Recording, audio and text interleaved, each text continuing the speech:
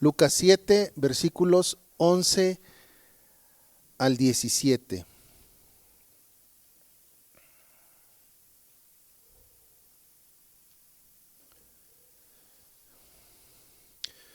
Bien, pues le voy a dar lectura, dice así. Aconteció después que él iba a la ciudad que se llama Naín, e iban con él muchos de sus discípulos y una gran multitud. Cuando llegó cerca de la puerta de la ciudad, he aquí que llevaban a enterrar a un difunto, hijo de su madre, la cual era viuda, y había con ella mucha gente de la ciudad. Y cuando el Señor la vio, se compadeció de ella y le dijo, no llores. Y acercándose tocó el féretro, y los que llevaban se detuvieron. Y dijo, joven, a ti te digo, levántate. Entonces se incorporó el que había muerto y comenzó a hablar, y lo dio a su madre, y todos tuvieron miedo y glorificaban a Dios, diciendo, un gran profeta se ha levantado entre nosotros, y Dios ha visitado a su pueblo. Y se extendió la fama de él por toda Judea y por toda la región de alrededor. Oramos. Padre, te damos gracias por tu palabra y gracias por el poder venir delante de ella, poder aprender acerca de ti, poder, Señor, también aprender acerca de cuál es nuestra responsabilidad y nuestro deber. Bendice este tiempo, ayúdanos, Padre, a poder guardar tu palabra, a poder, Señor, dar fruto a través de la obediencia a ella. Gracias, mi Dios, por permitirnos, Señor, entender, por tener la fe, por escuchar y poner en práctica. Gracias te damos en el nombre de Jesús. Amén. Muy bien, un aspecto importante del sermón que se dio la semana pasada fue la de la teología del centurión. No sé si recuerdas cómo a través de la fe, a través de las acciones del centurión, podemos ver lo que él entendía acerca de la autoridad, podemos entender acerca de lo que él entendía del poder, ¿sí? Que es estar en autoridad, y sobre todo el poder que Jesús tenía para poder incluso sanar a una persona. Y algo que es importante notar y no olvidar es que el centurión, como mencioné, entendía muy bien el concepto de autoridad. Y en base a esto, aunado a la fe, pudo entender que la palabra dada por una autoridad legítima debe ser obedecida. En este mismo sentido, el centurión supo que Jesús tenía autoridad como Dios y que podía solamente, con el simple hecho de él decir la palabra, dar sanidad o vida. Ahora, en este mismo sentido, Lucas nos narra una historia que nos va a servir como puente para lo que vamos a ver la otra semana acerca de Juan el Bautista. Pero nos une también con la historia del centurión.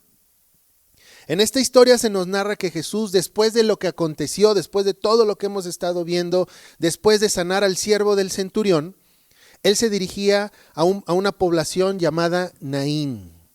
Y nos dice ahí en verso 11, aconteció después que él iba a la ciudad que se llamaba Naín, e iban con él muchos de sus discípulos y una gran multitud. Entonces podemos imaginar a Jesús entrando a esta ciudad acompañado de no solamente sus discípulos, sino todos los que querían escuchar y ver también los milagros. ¿Sí? No era algo fácil o algo común ver a una persona sanar. Entonces, de entrada había mucha curiosidad acerca de lo que Jesús podía hacer. Ahora dice que él iba entrando a esta población que se llamaba Naín. Ahora Naín era un poblado que estaba alrededor de 40 kilómetros de Capernaum. No estaba muy lejos, pero recordemos que iban caminando. Entonces podíamos hablar posiblemente de un día de camino. Y lo interesante de esto es que Naín, o la palabra Naín en el hebreo quiere decir pastos verdes. Pastos verdes, o incluso podemos encontrar alguna traducción como encantador o bonito. Entonces podemos imaginarnos un poco sobre esta población cómo era. No sabemos si era así, si había sido en algún tiempo de pastos verdes o bonita, no lo sabemos. Pero así se llama esa población y va a ser importante para lo que viene más adelante. En verso 12 nos dice que cuando llegó cerca de la puerta de la ciudad, he aquí que llevaban a enterrar a un difunto, hijo único de su madre, la cual era viuda y había con ella mucha gente de la ciudad. Ahora, aunque la historia no nos da muchos detalles acerca de esto que sucedió, simplemente nos dice que había un difunto que llevaban a enterrar, hijo único de una madre viuda, y que había mucha gente que estaba acompañándolos, ¿sí? No hay más información acerca de esto, pero sí hay ciertos aspectos que deja Lucas ahí que podemos tomar y aprender. Ahora, la trama de esta historia gira sobre la muerte del hijo único de una viuda. La procesión, nos dice Lucas, era grande, ya que mucha gente de la ciudad estaba acompañando a la viuda en su duelo. No nos habla de familia de la viuda, simplemente una viuda siendo acompañada por mucha gente. Podríamos incluso intuir que esta viuda no tenía familia, no tenía más gente que su hijo. Y es interesante pensar en el nombre de la ciudad, Naín, y su significado. ¿Recuerdas? Pastos verdes o encantador, bonito. Y pensar que el ser un lugar agradable y bonito, ¿sí?, no quedó exento de sufrir las consecuencias del pecado. Ese lugar bonito o encantador, ese lugar verde lleno de vida, estaba siendo testigo de las consecuencias del pecado, que es la muerte. Y no solo eso, sino de la muerte de un miembro vulnerable de la sociedad. ¿Recuerdas que la viuda, el huérfano, ¿sí?, son personas que dentro de la sociedad, dentro del orden social de Dios, son personas desprotegidas que necesitan mucho cuidado? Entonces vemos que este contraste, que en un lugar podemos pensar aparentemente bonito, ¿sí?, o que en algún momento fue bonito, ahora está siendo testigo de las consecuencias del pecado. Y vemos que las consecuencias del pecado, que es la muerte, o la consecuencia del pecado, que es la muerte, no hace acepción de personas. No caen sobre aquellos que tienen la solvencia económica para, pues, recibir una tragedia, para sopesar las dificultades de la vida, o sobre aquellos que han estado preparándose durante años para un evento de este tipo. No, sino que la realidad es que las consecuencias del pecado no llegan sin el permiso de Dios, pero tocan a todo miembro de la humanidad. Seas rico, seas pobre, ¿sí?, seas joven o seas un anciano, vas a vivir con las consecuencias del pecado. En este caso es una mujer viuda y, como les mencioné, al parecer sin ningún tipo de familia que la apoyara. El pecado afecta a todo el género humano. Entonces podemos ver este contraste, ¿verdad? Una ciudad encantadora, verde, llena de vida, con la dura y vergonzosa realidad de la muerte, como si fuera una anomalía dentro de la creación. En esta escena que nos narra Lucas, es mucho más que una tragedia personal, y aquí es donde vamos a tener que empezar a ver el aspecto de pacto en esto, ¿sí? Podemos verlo a simple vista como una tragedia familiar, una mujer que acaba de perder a su hijo, pero realmente esta es una condición más grande, una condición en la que estamos todos sujetos mientras estemos de este lado de la eternidad. Algo que no debemos pasar por alto, por ejemplo, es el hecho de que esta escena, ¿sí?, este funeral, por así decirlo, muestra una crisis de pacto y económica. ¿En qué sentido? Vemos a una viuda, un miembro desprotegido de la ciudad, a su hijo muerto, al único hijo que tiene. Y si vemos esta tragedia de manera pactual o de pacto, vamos a ser testigos que la casa de esta mujer va rumbo a la desaparición. ¿Por qué? Porque en Israel un hijo representaba continuidad, representaba herencia y protección. ¿Recuerdas a Abraham, que él no podía tener hijos? El tener hijos era o representaba que tu casa continuaría, hay herencia, hay futuro, porque todas las promesas que Dios da en su palabra tienen que ver con ¿qué? Con la posteridad, con el futuro, ¿sí?, con la herencia. Pero una familia o una persona que no tuviera hijos, que no pudiera tener hijos, ¿sí? Era expuesta ¿a qué? A la burla, al rechazo, porque pues ya no había herencia, ya no había continuidad en este sentido. Entonces vemos que en este caso esa casa va a terminar extinta, la casa de esa mujer. Una viuda sin hijo iba a quedar expuesta ¿a qué? A la pobreza, a la marginación y eventualmente a la desaparición social. Esa casa desaparecería. Entonces la muerte aquí es más que biológica, es una amenaza institucional en este aspecto y en esta narración. La casa está a punto de desaparecer. ¿Por qué? No hay heredero y no hay futuro. Ahora, no debemos perder de vista que la muerte de un hijo es una tragedia para cualquier cultura. ¿Sí? No debemos perder de vista también que siendo el único hijo y ella siendo una viuda, ¿sí? Era el sinónimo de que tu casa iba a desaparecer. O sea, si tú empiezas a juntar todos los puntos, empiezas a ver, sí, es el hijo único, es una mujer viuda, no hay familia. Porque incluso si tú recuerdas, hay leyes en el Antiguo Testamento que hablan justamente de la descendencia, que dice, ¿qué pasa si una mujer se casa con un hombre y el hombre muere? Dicen, pues que la tome el hermano. Y así sucesivamente. ¿Por qué? Porque hay una gran importancia en la herencia y en la descendencia. Pero sobre todo está diciendo que la tome el hermano porque es un tema de pacto y de continuidad de la misma casa. Entonces el perder al único hijo es sinónimo de que va a desaparecer. Entonces podemos ponernos en los zapatos de esta viuda y decir, qué tragedia estoy viviendo. Nos dice el verso 13. Y cuando el Señor la vio, se compadeció de ella y le dijo, no llores.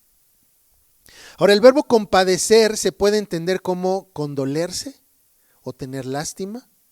Jesús se compadeció de ella, dice ahí el pasaje, y otras traducciones mencionan que su corazón rebosó de compasión. Entonces podemos ver en ese aspecto cómo Jesús no solamente siente tristeza, un poco de empatía, sino que dice su corazón rebosó de compasión. O sea, sí fue algo sentimental que sintió nuestro Señor al ver la condición general de lo que estaba viviendo esta mujer.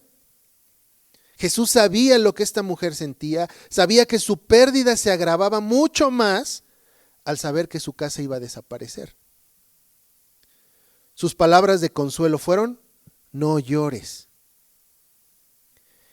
Y cuán vano es un consuelo, ¿verdad?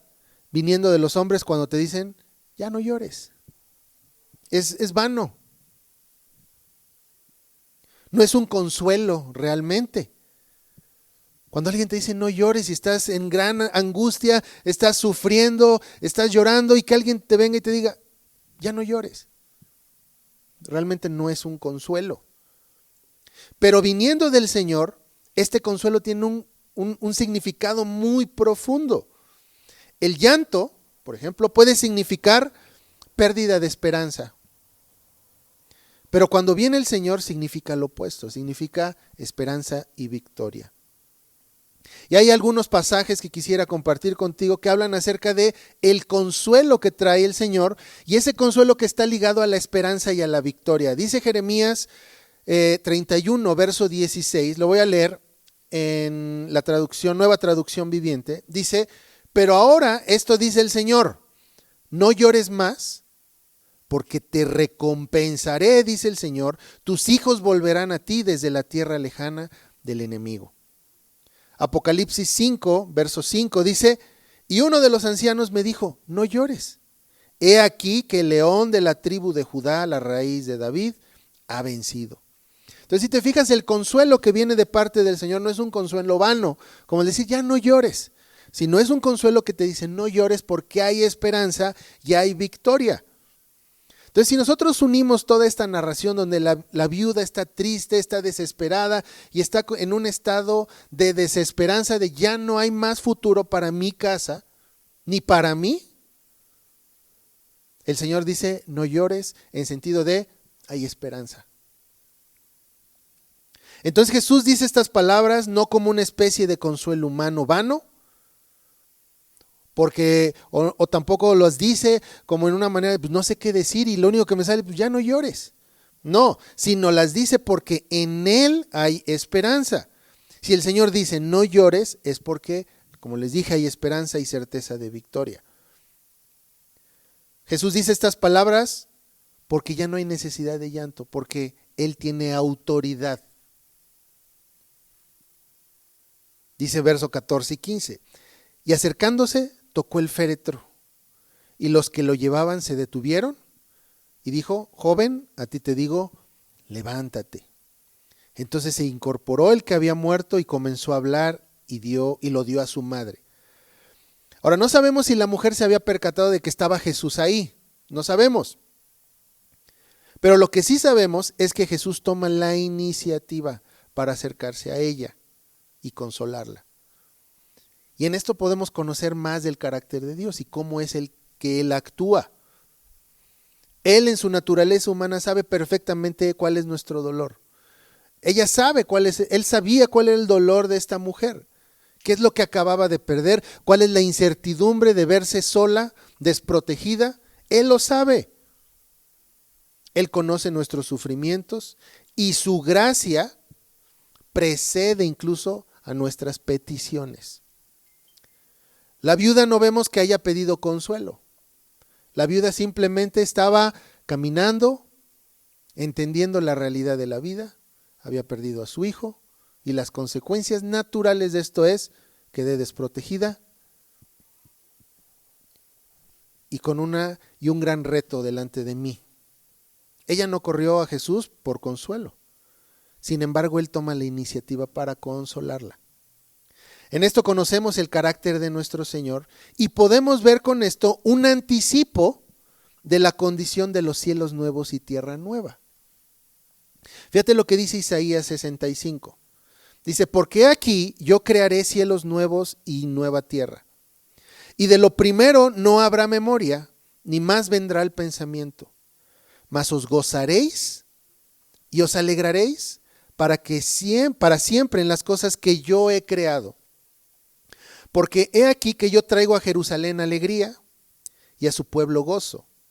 Y me alegraré con Jerusalén y me gozaré con mi pueblo. Y escucha, dice, y nunca más se oirán en ella voz de lloro ni voz de clamor.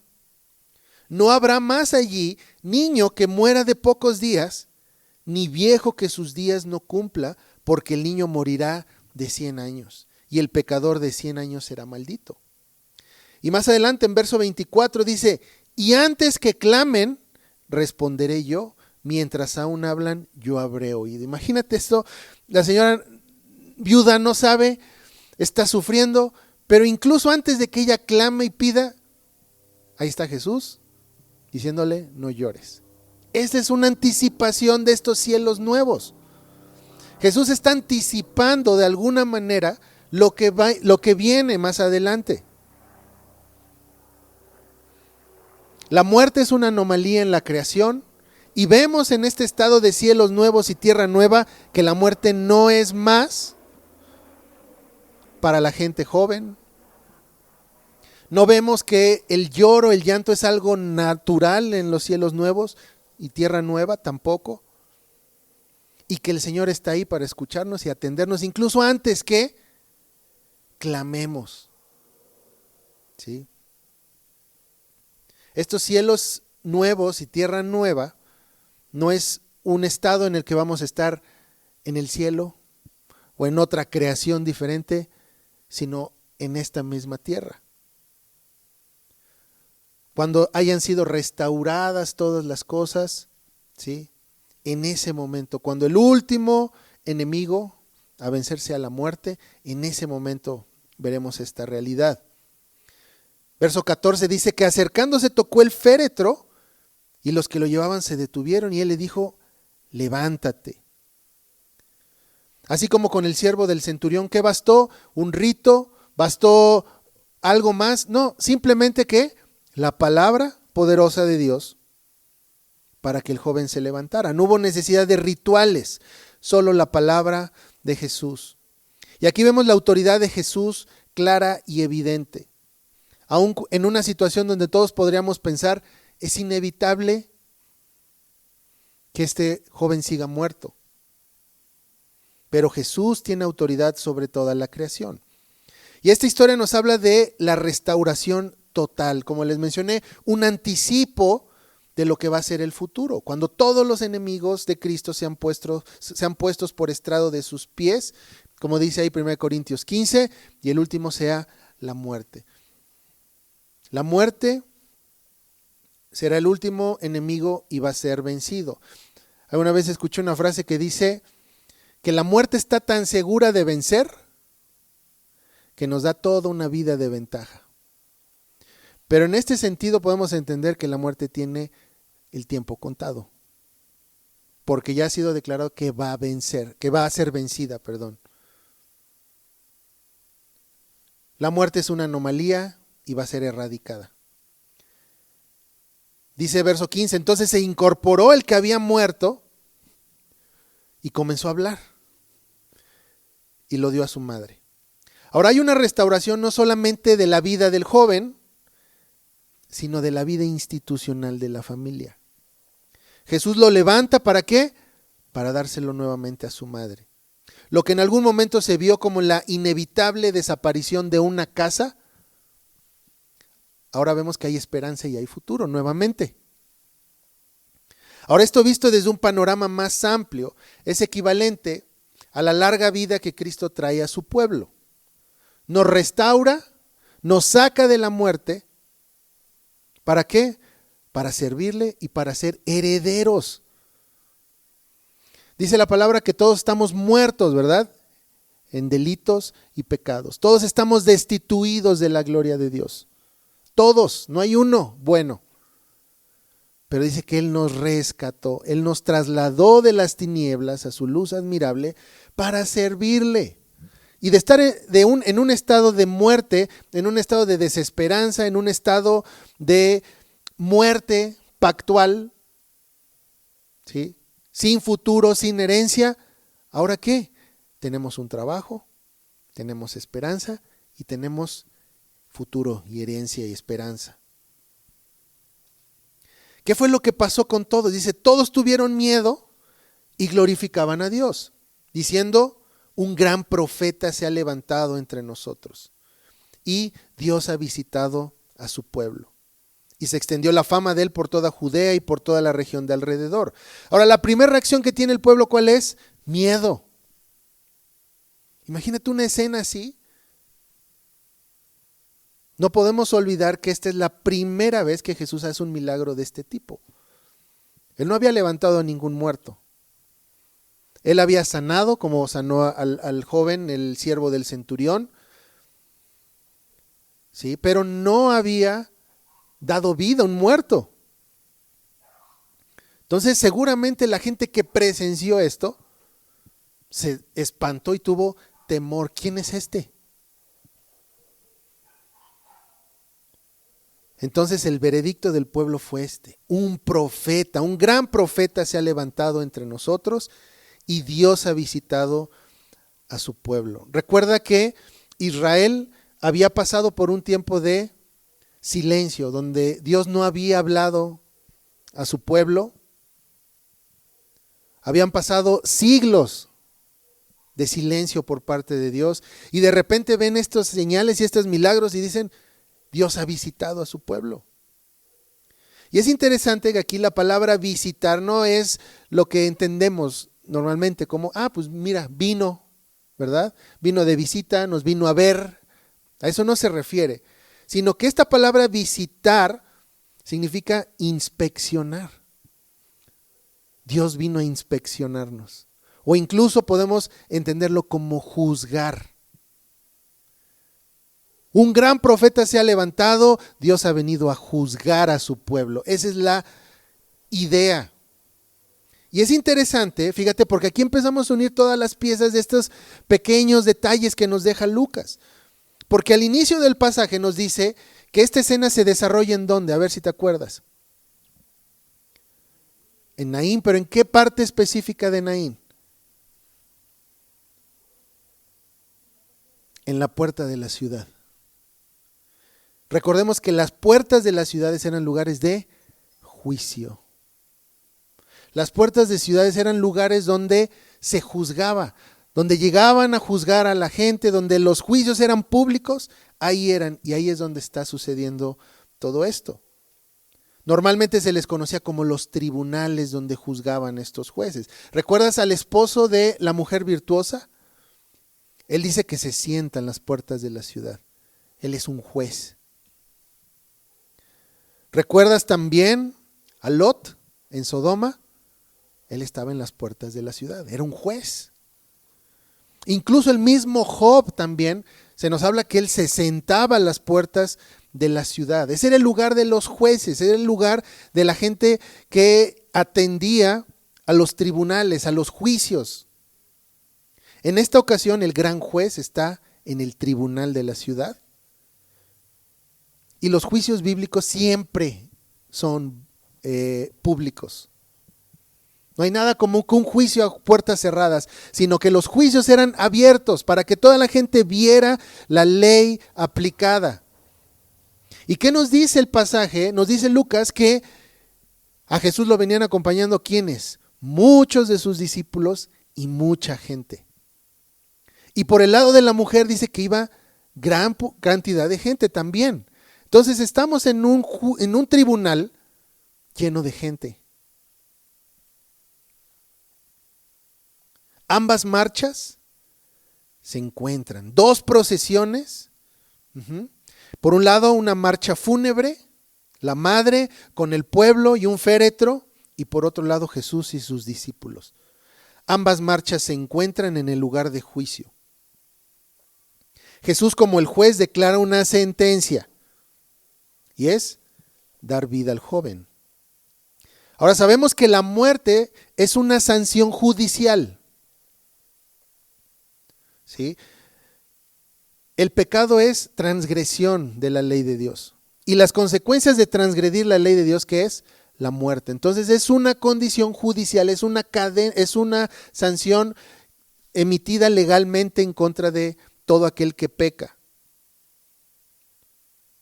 Y solamente quien tiene autoridad, una autoridad mayor que la muerte, puede decir, se revierte esta condena. Y esto fue claro para los presentes quienes dicen, Dios ha visitado a su pueblo, Dios ha venido a inspeccionar a su pueblo. En términos judiciales, como les mencioné, dice, Dios ha juzgado a su pueblo. Esto es una declaración mesiánica. Dios ha venido, Dios nos ha inspeccionado, y no fue una reacción de alegría al principio, sino de temor y alabanza. El pueblo reconoce que un juicio ha tenido lugar en la puerta y que fue un juicio de vida. En Naín, en esta comunidad, en esta población, Jesús no realizó un milagro privado, sino que se celebró un tribunal público en la puerta de la ciudad, que es el lugar de juicio. El rey se encuentra con la muerte y emite un veredicto contrario. La ley que acusaba a ese joven que decía, estás muerto, el Mesías dicta restauración. Y no solamente del joven, sino de la familia. Entonces vemos que la puerta de la ciudad fue testigo de un juicio nuevo. Se llevaban juicios, seguramente, ¿verdad? Casos entre disputas entre los mismos pobladores de la comunidad, pero ahora fue testigo de un nuevo juicio. La muerte perdió su jurisdicción. Ahora la casa de la viuda, la casa de la persona desamparada, de la que no tenía esperanza, de la que tenía un futuro terrible delante de ella, dice, fue restaurada y la ciudad fue preservada. Entonces vemos cómo esta ciudad que se llama Pastos Verdes, que da mucha vida, era presencia, tuvo delante de ella, ¿qué? Muerte, un evento terrible, ¿verdad? Una procesión, un funeral, pero ahora con el juez está siendo testigo de ¿qué? De vida, de restauración. Entonces es algo que muchas veces no entendemos. Pensamos que el huerto, el Edén, ese lugar bonito, ese lugar encantador, ese lugar lleno de vida, pues ya se perdió, se quedó ahí atrás. Y ahora nos dirigimos hacia la destrucción de todo el mundo, hacia el juicio, hacia lo que narran las películas, ¿verdad? Del Apocalipsis. Pero realmente es lo opuesto. Jesús vino, ¿para qué? Para restaurar todas las cosas, para que volvamos a ese jardín, para que volvamos a ese lugar lleno de vida. Y esto que sucedió aquí en Naín fue un anticipo de lo que viene y de lo que está sucediendo en la historia. Jesús va restaurando su creación, va restaurando al hombre para que le sirva, para volver a ese lugar de pastos verdes. Vamos a orar. Señor, te damos gracias por tu palabra y gracias, Padre, porque encontramos en ella vida, encontramos en ella esperanza y promesas de restauración, Señor. Gracias, Padre, porque podemos descansar en tu gobierno, podemos descansar en tu autoridad, en que tú, Señor, gobiernas la creación, que no hay nada que se te resista, que no hay nada, Señor, que pueda revelarse y pueda seguir y continuar, Señor. Gracias, Padre, porque pues nos has contado con aquel pueblo redimido, Señor, nos has contado como aquellos que te servimos, como tus santos, como tu pueblo. Y Padre, caminamos con certeza de tu victoria y caminamos con certeza también al Edén, Señor, que tú tienes preparado para todos nosotros y para los que vienen delante de nosotros. Ayúdanos, Padre, a vivir en términos de esta fe, de esta esperanza. Y Señor, que podamos seguir descansando en el hecho de que tú eres juez y has traído vida, Señor. Y el veredicto para tus santos, para tus escogidos es que vivamos y que seamos herederos juntamente con tu Hijo Cristo. En el nombre de Jesús oramos. Amén.